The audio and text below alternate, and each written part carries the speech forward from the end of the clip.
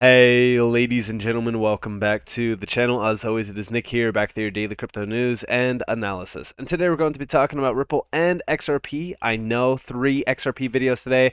I do apologize for so much XRP content. It's just that there's been a massive amount of news around the space. There's been a lot of updates around the XRP case, and I figured I would just do a full day of updates around it. But we're gonna be back to normal tomorrow with usually just one XRP video, then 2 other altcoin videos. But there's just been so much updates around the financial world of things. So I figured I would update you guys on everything as well as the XRP case. But I did want to start off this video with banks and their position right now. So first off, we do see this report from Gold Telegraph. JP Morgan says the Federal Reserve's emergency loan program could inject as much as $2 trillion into the U.S. banking system. $2 trillion. You have nothing to see here. And we even see somebody calling it fake. Like, this is not fake. I even posted this in the Discord, and I was just, like, mind blown by it. Which, by the way, if you guys are not in the Discord, I highly suggest you guys do join it. Listen, on this channel, I do offer paid platforms like Patreon and even my own website and stuff, but those are just platforms that people, if you are interested in it, you guys are more than welcome to join it. But I don't like, there's no information that you need to pay for. The Discord, there's me, Encrypt30, a ton of other individuals that post a ton of information, charts, stuff like that in the Discord. It's all free. Everything. It's very transparent. Join the Discord if you guys haven't already. There's a ton of free information. It's down in the description below, so in the comments below. But also, yes, I did post this in the Discord because it was just insane to me. Because here we have JP Morgan says Fed's loans will provide $2 trillion of liquidity. Like, where are they getting this $2 trillion? Oh, yeah, that's right. The printer. The printer is going to print $2 trillion. Like, this is crazy. It's absolutely insane. And it seems like down here, this quote, because it's a paid article, I'm not going to pay for this thing, but we do see the usage of the Fed's bank term funding program is likely to be big. So it looks like this is going to be pretty large, and we're definitely going to be focused on this. Listen, the banking market, we've been reporting on it. It seems like it's on a massive downside. It looks like banks are starting to crumble. The financial system is weakening. It's only a matter of time now. And we do see over here, actually, very interesting. This is from Crypto Airy. Love her. Definitely go check her out if you guys haven't already. Incredible content. Love the content from her. Very in depth. But we do see the FDIC is shopping for buyers of SBV and Signature Bank. Any buyer of Signature must agree to give up all crypto business. The FDIC is aiming to sell both SVB and Signature in their entirety, while offers for parts of the banks could be considered if whole company sales do not happen, 2 of the sources said. Only bidders with an existing bank charter will be allowed to study the bank's financials ahead of submitting their offer, a move which is aimed at giving traditional lenders an advantage over private equity firms, 2 sources said.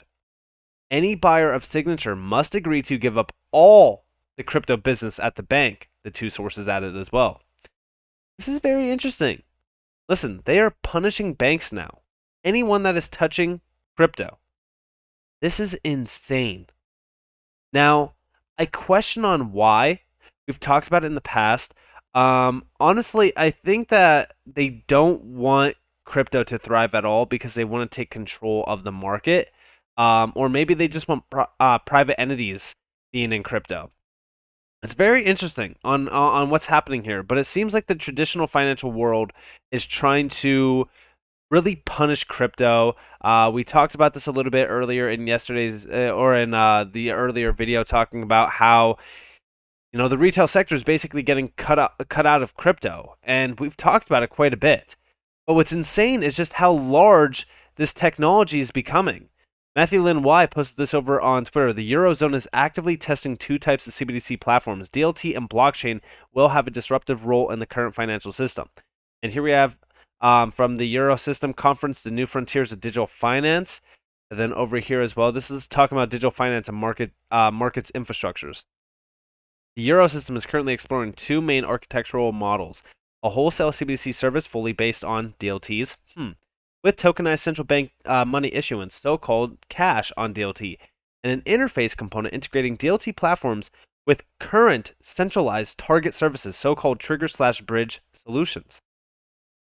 Then over here, they do go in depth on this. They talk about how this will increase the overall liquidity needs of the system, also allow for a lot more market security. They talk about tokenization of a few things, settlement systems, all that kind of stuff. Like, we are essentially seeing the technological evolution of financial infrastructure on DLT and blockchain technology, and it's insane because you would think that the government would want the retail sector to be able to be a part of this. No, absolutely not. They don't want us getting rich. Listen, it will essentially kill the entire system. And I've always said it. Listen, not everyone can get rich off of one industry, but think about it like this: there's barely anyone in crypto.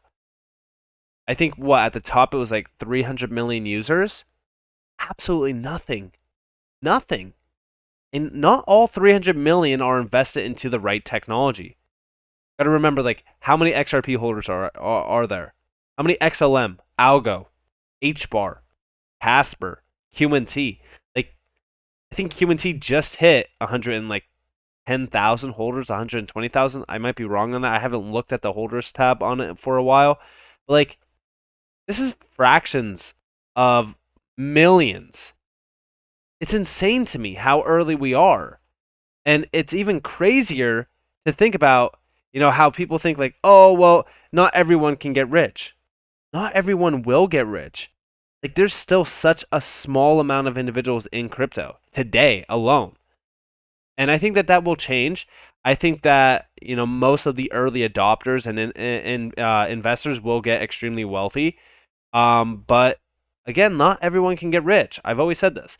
But over here, we do see. Now, by the way, this is an account that I personally follow. They don't get a lot of recognition, as you guys do see, 5 views. I highly suggest everybody go check them out. They post some great stuff here and there. But we do see from Dervish, global finance cartel makes tens of billions of dollars from money transfers or trades. Crypto makes them thousands of times cheaper. That's why they don't want crypto exchanges into the business. They don't care about us. They just want to keep taking our money. And this is exactly what we are seeing around, these banks. They want to protect their monopoly system that they have created and they've been utilizing for so often. And I think that this is also why regulators are starting to jump in. I think that this is the main reason why the SEC has gone after Ripple with XRP, because they've seen how disruptive it actually is to the banking system. But here we have for March 15th, so this was just yesterday. Gensler suggests proof-of-stake tokens are securities. And here's a quick take on this. Is like the breakdown of it. Securities and Exchange Commission Chair Gary Gensler suggested Wednesday that tokens using staking protocols could be considered securities under U.S. law. He also suggested that the returns token holders see from staking indicate that those tokens are securities and would need to be registered as such under U.S. law. But you see, the investing public is investing anticipating a return, anticipating something on these tokens, whether they're proof of stake tokens, where they're also looking to get returns on those proof of stake tokens and getting 2, 4, 18% returns, that whatever they're promoting and putting into a protocol and locking up their tokens in a protocol that often a small group of entrepreneurs and developers are developing, I would suggest that each of these token operators seek to come into compliance, and the same with the intermediaries. What's crazy about this is that I just talked about this. Like, I actually just made a huge post regarding this. And it was a very long thread, so it was actually this one. And I even said, like, we see regulators in the U.S. targeting staking as a service. Why? Oh, yeah, that's because the national average APY for savings accounts is 0.33%. Take this into consideration with the average common APY for DeFi being 5 to 15%. Do you see the problem? Like, yeah, they don't want you staking. They don't want you to utilize your money like this. Only the banks can do that. Only the banks can utilize your own funds and earn money off of your funds while kicking you back a fraction of a percent. It's ridiculous. In fact, it's criminal. It's absolutely criminal. Like, imagine you loaning somebody $10, all right? They put your $10 into an investment pool where they're earning on your money, and they only kick you back, like, not even 1%. It's ridiculous. And this is what we do with banks. Like, we've been doing this with banks for a very long time now. And this is why they want to protect that. They want to keep that going. They want to keep this traditional system going. They don't want you earning 2, 4, 18% returns on staking. For example, Casper. You could earn like 11% almost on Casper. Nah, they don't want that. They don't like that at all. Ridiculous. We do see over here from Johnny Deaton, what an absolute joke the SEC Gov has become. Their argument is essentially, some of us think the token has attributes of a security, but the commission hasn't said one way or the other, so we believe, Judge, you should prevent those we swore to protect not to be made whole. And this was from the Voyager deal, where they basically were creating a deal where individuals would be made whole from this. And now they are continuously arguing it. They're fighting back against it. They don't want retail to be made whole. They want people to completely get wrecked from Voyager. And it's ridiculous. It really is. And we even do see from like Blockchain Backer, make it stop, John, save us. Is staff belief the legal standard? Did they cite any authority? Like, this is an absolute joke of an agency. Like, it is a waste of time, money, and resources. Like, imagine how much taxpayer money goes to the SEC every single year. Like, this is such a joke, man. Like, I can't believe the SEC still has any sort of reach within crypto. Like, we need to strip the SEC of their power, and Gary Gensler needs to, like, this guy is worth over $100 million. Like, why is nobody questioning where his wealth came from? Oh, yeah, that's right, because all government officials, they're all rich and wealthy from, who knows where their money comes from. I mean, you get on the job, your salary is like, what, $100,000 to $250,000, but all of a sudden your net worth is skyrocketing to like $10 million plus. Come on. Seriously? Like, why is nobody questioning this?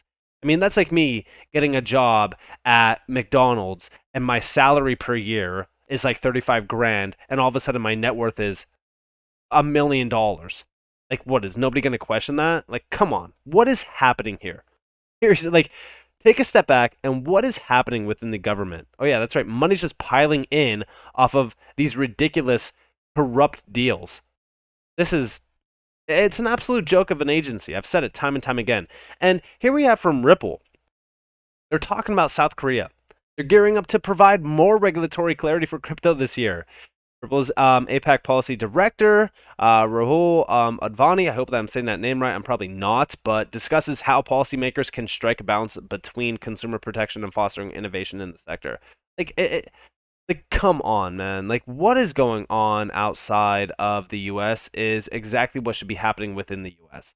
Like, why is innovation being stopped by these regulators that are just trying to protect the traditional system? Like, is nobody going to question this from the higher ups? Like, when is Congress going to step in and say, okay, the SEC, we've had enough of this nonsense. You need to take the back seat. You have no overreach in crypto. You're utilizing 1940s law. Like, something needs to give. And, again, I don't think that's going to stop, because I think that there's so much funding from the big banks to protect this monopoly system that continues to park money in, the rich, and the poor just get completely screwed constantly. Like, they just want to keep it going. They want to keep it going. But here we have developing a clear taxonomy for digital assets. They're providing a full-on regulatory framework for security tokens and even digital assets. Like, everything. Like, this is what we need to see. The FSC has said that examples of digital assets which are likely to be classified as STOs include those that provide a stake in the operation of a business, bear the rights to dividends or residual property, or have the issuer attribute profits generated from business to investors. And this is a full-on, framework around security tokens as well as digital assets, and really what differentiates both of them. This is what we need to see. We even do see regulating emerging areas of interest, meaning, again, NFT, stablecoins, all that kind of stuff. Like, this is what we want to see. Like, this is the work being done outside of the US. And here we are, taxpayers, kicking money to the SEC for them to stand around and say, yeah, crypto needs regulations. Crypto already has regulations. Come into compliance. Come in and talk to us so that we could completely screw your business over by utilizing what you give us against you. That's what's happening in the US. What is going on, man? And we do see over here from Ashley Prosper 1. They posted, notice that the SEC has not filed an objection to Ripple's supplemental authority from March 3rd regarding the Supreme Court ruling that supports its fair notice defense. Why would they not object? Any significance to this? And we did see Jeremy Hogan responding. Honestly, I'd forgotten about it. I think there were things I'd definitely want to point out if I was the SEC lawyer. I don't know why they didn't respond. They should have. And we do see just ironing out the final terms of settlement, ducks and runs. And we do see from Mickle Markets, which, by the way, that's a Mickle. I mean, his YouTube got shut down. Shut down. What is going on, YouTube? Do better. We do see, yeah, I remember a pro SEC guy was poking some holes in it. Can the SEC not respond anymore? We do see they can still respond. Seems like a mistake to me, unless the SEC has given up on winning the fair notice issue at summary judgment, which is pretty interesting. We do see, hopefully, we don't remind them. Delete these tweets. And we do see laugh out loud from Rob XRV. But yeah, I mean, it definitely is questionable on what's happening. We do see here looks for Ripple to file the Voyager judge's bankruptcy decision in support of its fair notice defense. It's good to see a judge put in towards the problem that crypto projects face. And yeah, here's the full-on update here. I also am aware that Voyager operated and Binance US currently operates in a regulatory environment that at best can be described as highly uncertain. There are firms that operate as cryptocurrency brokers or exchanges and have done so for several years without being subject to clear and well-defined regulatory requirements. Regulators themselves cannot seem to agree as to whether cryptocurrencies are commodities that may be subject to regulation by the CTFC or whether they are securities that are subject to securities laws or neither, or even on what criteria should be applied in making the decision. This uncertainty has persisted despite the fact that cryptocurrency exchanges have been around for a number of years. And yeah, that's what we're sitting here and saying. Like, I love to see a judge finally seeing it from our perspective. And we even do see down here from BlackBerry XRP, get on that, Stuart Alderati. And yeah, we're still waiting on some big updates from the Ripple team on what's happening with the case. And I do think that there's a lot of evidence. I think that there's a lot of ammunition that the Ripple lawyers could definitely utilize here. And honestly, at this point, I just want to finally see this case behind us. It's been 2 years. Very, very long years too. But I think that we're getting close. I think that we're getting very close. We're seeing a lot of innovation happening outside of the U.S., and I know that a lot of us are probably sitting around saying, wow, I wish I didn't live in the U.S. right now, because as XRP holders, we see it. We see it. We're getting completely shafted as a retail investor in the U.S. $15 billion down the drain around this case, and the numbers just keep piling up around taxpayer money funding the SEC asking for more money to continue doing their rampant move on crypto. We see banks now saying, hey, stay the hell away from crypto, give it all up. Like, we are not going to, sell these banks unless you give up all crypto business. Like, what kind of nonsense is this? So with all of that in mind, I hope that you guys enjoyed this video. If you guys did, definitely leave a like, subscribe, to notifications on if you guys have more free content. You guys are more than welcome to follow me on Twitter and join the free Discord down in the description below. As always, up to you all. Have a beautiful day or a beautiful night wherever you guys are in this beautiful world. This has been Nick. Peace out, guys.